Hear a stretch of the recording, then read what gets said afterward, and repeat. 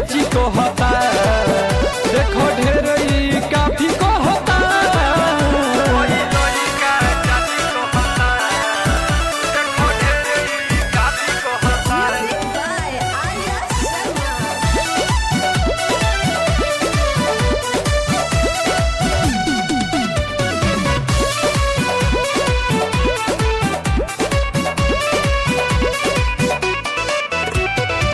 बानी कुआरे शादी न कोईनी, चाची ही कैसे कहनी हो, सबके सामने को बता चिल्ला के काहे बदनाम भईनी हो, काहे बदनाम भईनी हो।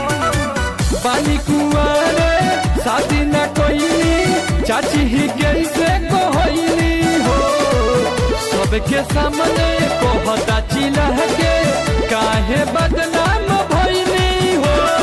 लागो ताते को होता इया गरा के, लागो ताकि भेजो तारो तू ही सिखा के।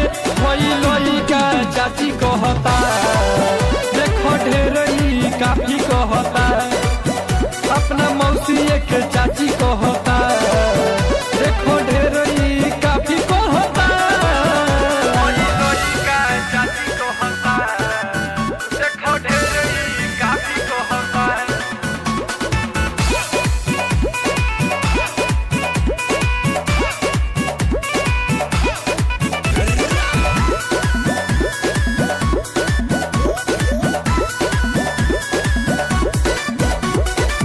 लगेला डोरा बाटे बेसोहरा में, ओकर ही कुछ ना बुझाता हो, हमनी के बीच में कुछ न भइल, कैसन रिश्ता जोड़ाता हो, कैसन रिश्ता जोड़ाता हो।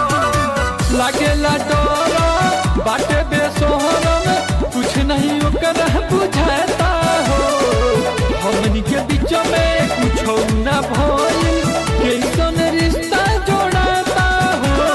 सोचन राज हो तू जानी जा, अंगद आशिक हो तू मानी जा, हम धड़को तो छाती रोता, होई लोई कहीं चाची को होता, देखो ढेर ही काफी को होता, अपना मौसी के चाची को होता।